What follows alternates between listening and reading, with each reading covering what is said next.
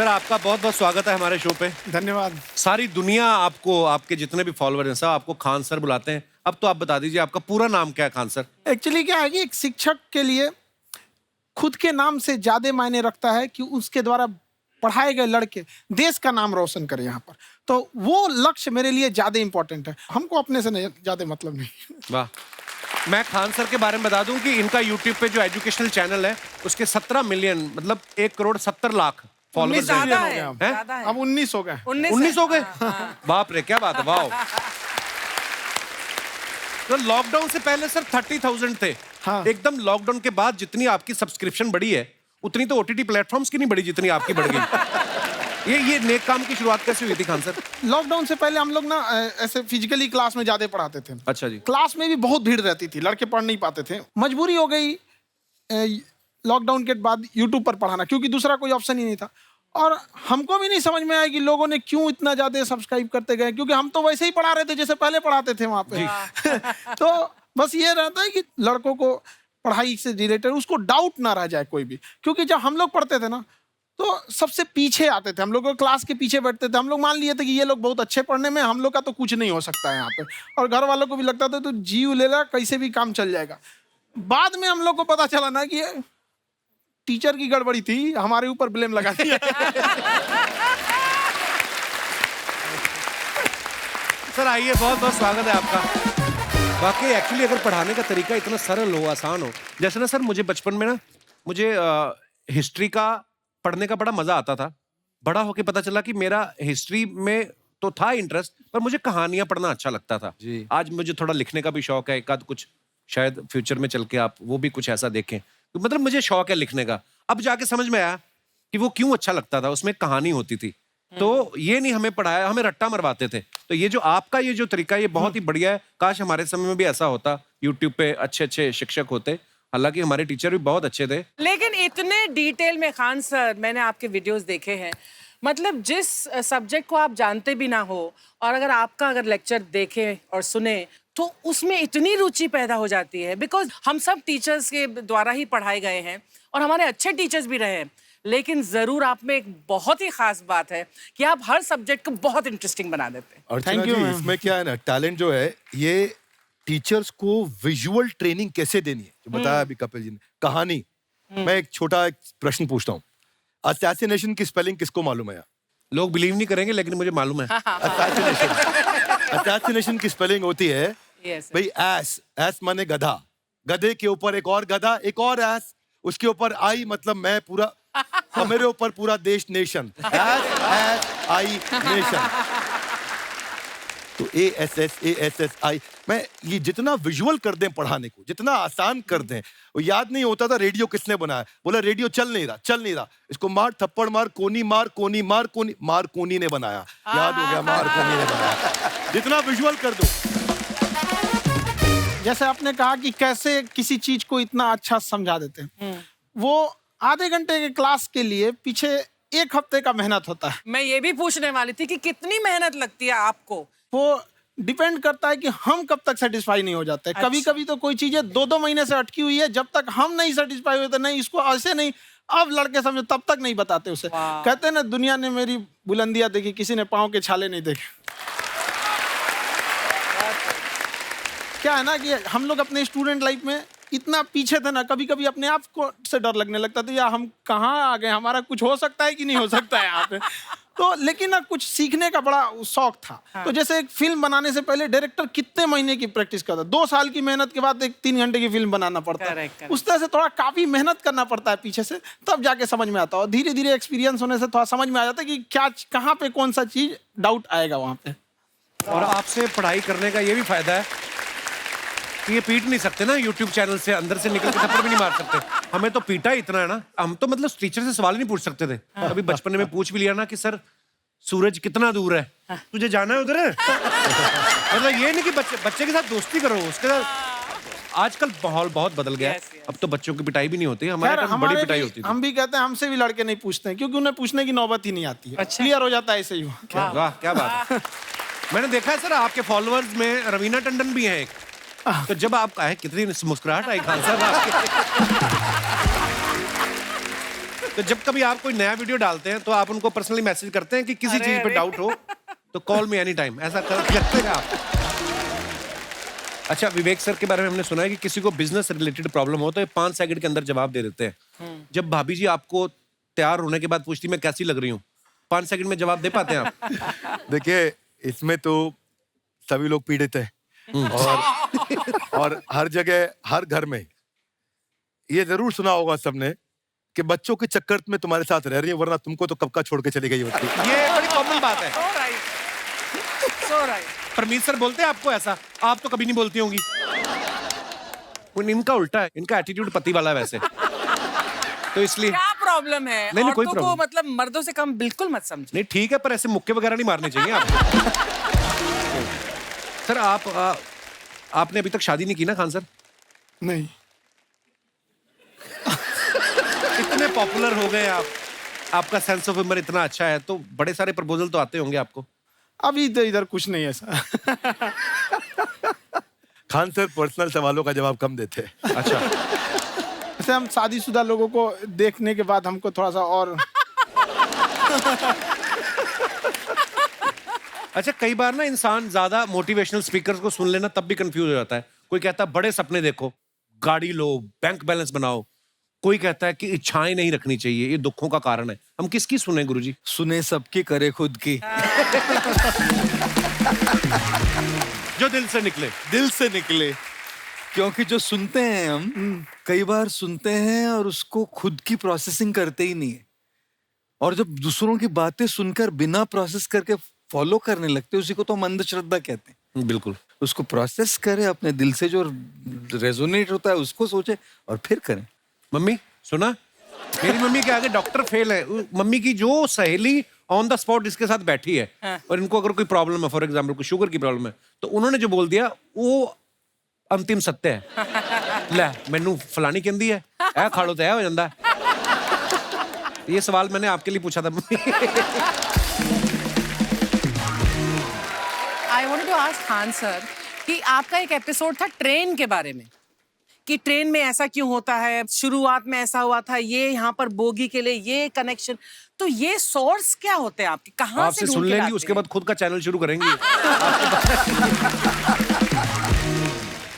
कुछ चीजें तो ऐसे डायरेक्टली मिल सकती हैं, और नहीं तो वहाँ ऑन द स्पॉट जाके वहाँ पे पूछ लेते। जो वर्कर होते हैं ना, उन लोग को ज्यादा आइडिया रहता है उन लोग से, वो पूछ लेते हैं कि ये कैसे काम करता है। तो वो ज्यादा कोशिश करते हैं कि हम किसी चीज को खुद से अगर जाने रहेंगे तो ज्यादा अच्छे से डिलीवर कर सकते हैं। तो कई बार वहाँ यार्ड वगैरह में भी चले जाते हैं पता करने के लिए। लेकिन बहुत इंटरेस्टिंग था। हवाई जहाज पर भी बनाइए। आप कहती हैं तो एक उस पर भी बना ही देंगे। बहुत शुक्रिया जी। अच्छा सर, कई बार ना माँ बाप भी, जो मैं ये कहूंगा कि उनकी गलती होती है कि अगर अब बच्चा आपका 4-5 साल का है, आप शुरू से उसके मन में डालना शुरू कर देते हो कि ये तो इंजीनियर बनेगा। हो सकता है बाप इंजीनियर हो, वो चाहता है कि जरूरी तो नहीं है। अब मेरे पिताजी पुलिस में थे जी, मेरे मामा सब आर्मी में थे, मैं अकेला इस फील्ड में निकला है। मुझे ये चीज अट्रैक्ट करती थी। ये कहाँ तक सही है सर?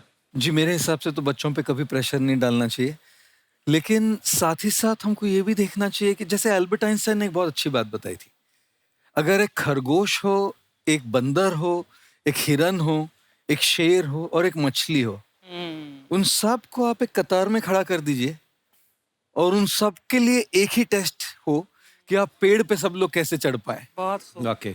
अब सबको एक टेस्ट कैसे दिया जाए? मछली तो आत्महत्या कर लेगी सोच के कि मैं तो कोई पास ही नहीं होंगी, ये मछली कैसे पेड़ पे चढ़ेगी? राइट। लेकिन कई बार ऐसे हो गया ना कि एजुकेशन सिस्टम ऐसी बन गई कि बस ग्रेड्स हो गए, सब्जेक्ट्स पढ़ने हैं, Right. जो भी किया है, और वो भी जरूरी है, लेकिन वो करते करते बच्चों के जो इंटरेस्ट है, बच्चों की जो पैशन है, उसमें उनको एंकरेज करना बहुत ज्यादा जरूरी है। एक पिताजी एक बार अपने बेटे को ऐसा चाटा मारे जोर से, तो पड़ोसी ने पूछा क्यों मार रहे जी? बोला कल रिजल्ट है इसका। कल रिजल्ट? तो बोले रिजल्ट कल है ना साहब, तो आज क्यों मार? कल बाहर गाँव जा रहा हूँ, कल का काम आज निपट के कहने का मतलब ये है कि आप देखिएगा कि अगर आप बच्चों को अपने कॉम्पिटेंस के हिसाब से नहीं देंगे तो ये चाटे ही खाते रहने पर फेल ही होते रहेंगे। बहुत खूब। ओके। अच्छा, विवेक सर का एक कहना है कि बच्चों का अगर 95% से ज्यादा मार्क्स आते हैं वो भी खतरनाक होते हैं। 75 से 85% वाले जो बच्चे होते हैं लाइफ में बड़ा अच्छा करते हैं। अच्छा। कभी किसी पेरेंट्स ने आके कहा है कि आपकी वजह से मेरा 95% वाला बच्चा 75 पे आ गया? नहीं, बेसिकली 95% देखिए स्कूल में जो पढ़ाई हो रही है, जो भी बताया, वो classroom based conceptual theoretical approach है। और उसमें बच्चे को क्या चाहिए, एक कॉन्सेप्ट होता है कि जिस सब्जेक्ट में 10 में से 3 आ रहे हैं उस पर फोकस करने की जगह वहां फोकस करो जिसमें 10 में से 7 आ रहे हैं, ताकि उसका सुपर स्पेशलिस्ट बने। पर वहां सब कुछ पोर किया जा रहा है, तो 95% के चक्कर में, 98% के चक्कर में अपनी ओवरऑल डेवलपमेंट कर नहीं पाता है। और ये पुराने पैटर्न्स के कारण हमारे यहाँ बच्चे डेवलप नहीं हो रहे हैं, और पैटर्न्स इतने मजबूत हैं। तो मैं ये लोगों को बोलता हूँ कि बच्चे को जो उसको आता है, जो उसको भाता है, जो बाजार चाहता है, जब इनका कॉम्बिनेशन बन जाता है तो बच्चा इतना सफल हो जाता है कि उसके मुकाबले कोई और खड़ा नहीं हो पाता। क्या बात है, बहुत अच्छी बात। मैं देखो, ये पुराने बिलीफ तोड़ने जरूरी है। आप जानते हैं गाय दूध देती है, यस नो? नो, गाय दूध नहीं देती, गाय का दूध निकालना पड़ता है। ये पुराना पैटर्न है भाई। ऐसे ही कामयाबी, सफलता अपने आप नहीं मिलती है, वो भी निकालनी पड़ती है। तो ये लाइफ में कुछ पाने के लिए हमारे को कुछ खोना पड़ता है। Would you agree with me, yes no? No, कुछ पाने के लिए कुछ करना पड़ता है, खोना नहीं पड़ता है। तो ये हमारे बड़े पुराने पैटर्न है जी, क्योंकि डर के आगे नहीं होती है जीत, डर के आगे दर्द होता है। उसके बाद सीखे तो फिर जीत होती है। पर चक्कर क्या है, हमारे पुराने पैटर्न बड़े सारे बने हुए हैं, और वही पुराने पैटर्न के चक्कर में कि जितनी चादर उतना पैर पसारो। क्यों पसारो? डबल बेड की चादर लाओ, नई चादर लाओ, पैर बाहर निकालो, आगे बढ़ो। So we got to break those patterns. आगे निकलिए, बेटर बिलीफ्स डेवलप करिए, आसपास अच्छे लोगों की संगत रखिए, पैटर्न्स को बदलेंगे, चीजें बदलेंगी। जैसे अर्चना जी आप कह रही थी ना कि रेलगाड़ी के ऊपर कैसे वीडियो बनाया खान सर ने, ये एजुकेशन के साथ साथ कोई गंभीर विषय के ऊपर या कोई देश के ऊपर कोई ऐसा कोई मुद्दा, कोई करंट टॉपिक चल रहा है, उसके ऊपर भी वीडियो बनाते हैं। Yes, I've seen. अब मैंने सुना है कि आपको कोई धमकी वमकी, किसी हमला भी हुआ आपके ऊपर, हैं? क्या हुआ था वो? बम मार दिया था सर। हैं? आपके घर पे? हाँ, मेरे कोचिंग इंस्टीट्यूट पे 8-10 ठो फेंक दिया सब। क्यों? एक्चुअली हम पढ़ाई जो क्लासेज है तो उसके हम बहुत कम फी लेते हैं, नॉमिनल। अभी भी कोई लड़का क्लास करना चाहता है, पूरा सब्जेक्ट 200 में कर लेता है, फीस ही हो पूरे सिलेबस की 200 रुपए? हाँ।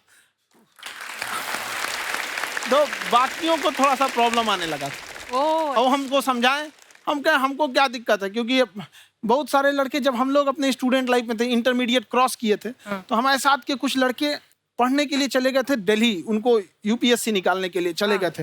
हालांकि जो गए थे उनमें किसी का नहीं हुआ। तो हम लोग ना उनको जब स्टेशन छोड़ने आए थे, बड़ा भारी मन से हम लोगों ने विदा किया कि इन लोग के गार्जियन कितने पैसे वाले हैं, इन्हें भेज दिए वहाँ, हम लोग के नहीं भेज सकते थे। तो ऐसे लाखों स्टूडेंट है जिनके गार्जियन नहीं भेज सकते। इनका मतलब गरीब होना कोई अपराध नहीं है, उसे कोई पढ़ाई से नहीं रोक सकता। बिल्कुल।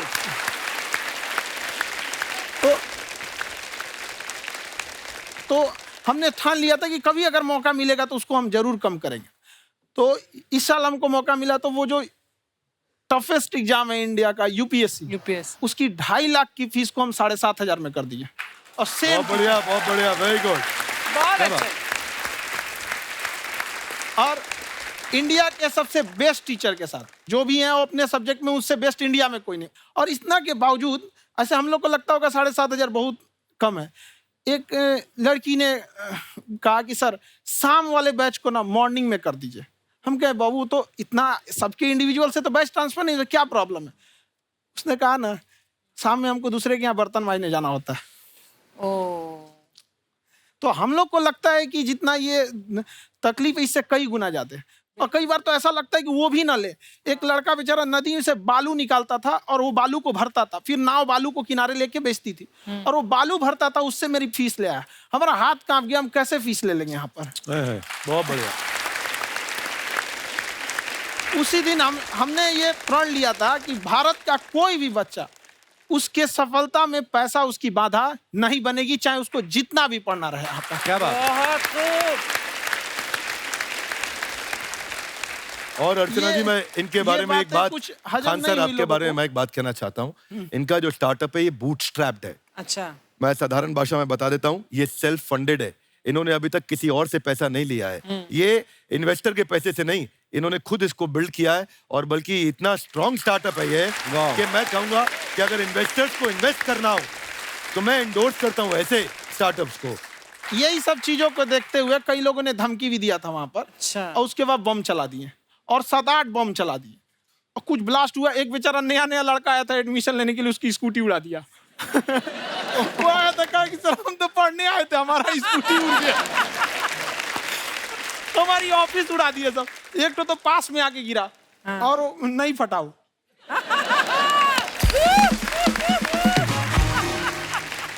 बाद में बहुत सारे लोग धमकियां दिए, लेकिन कहते हैं ना सूरज कितना भी तेज चमक ले समंदर नहीं सुखा सकता। वाह वाह वाह, क्या बात है। मैम एक्चुअली ये फीस कम करने का एक और रीजन है।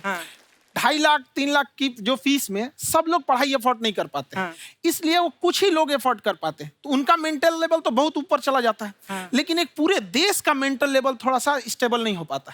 तो जब फीस कम रहेगी तो हर वो लड़का तैयारी करने के लिए आगे आएगा जिसका सपना है देश के लिए कुछ करने का। सीटें लिमिटेड हैं, उन्हें को मिलेगी, लेकिन जिन्हें नहीं मिलेगी उसे मिलेगा देश का एक जिम्मेदार नागरिक। तो इस देश को बदलना।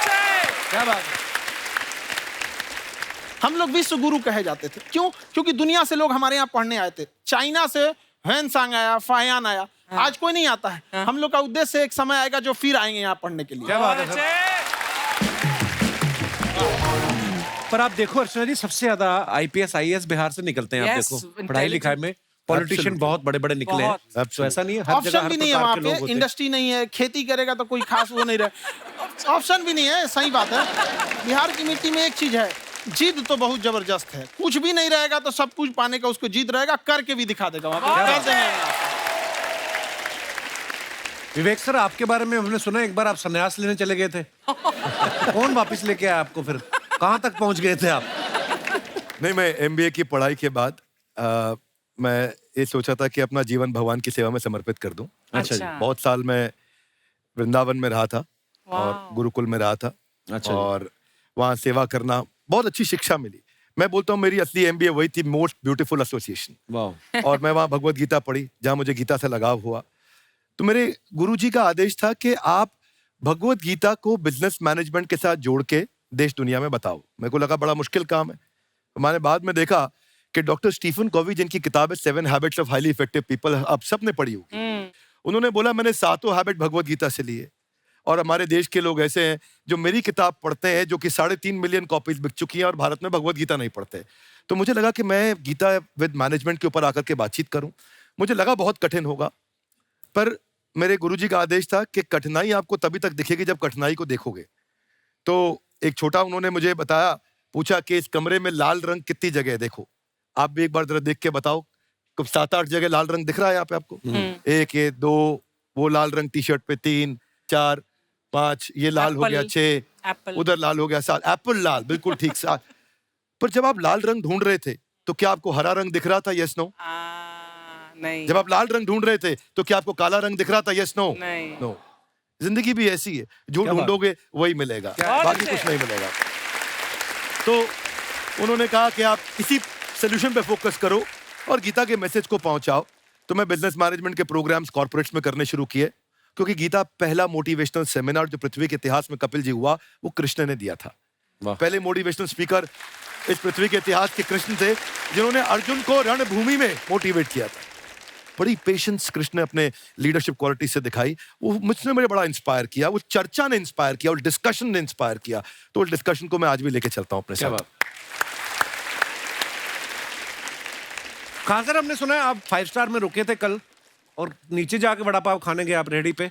एक्चुअली क्या है ना कि वहाँ जो चीजें सीखने को मिलती है ना, खाली पेट और खाली जेब इंसान को जो सिखाते हैं वो किसी यूनिवर्सिटी कॉलेज में नहीं सिखाया जाता।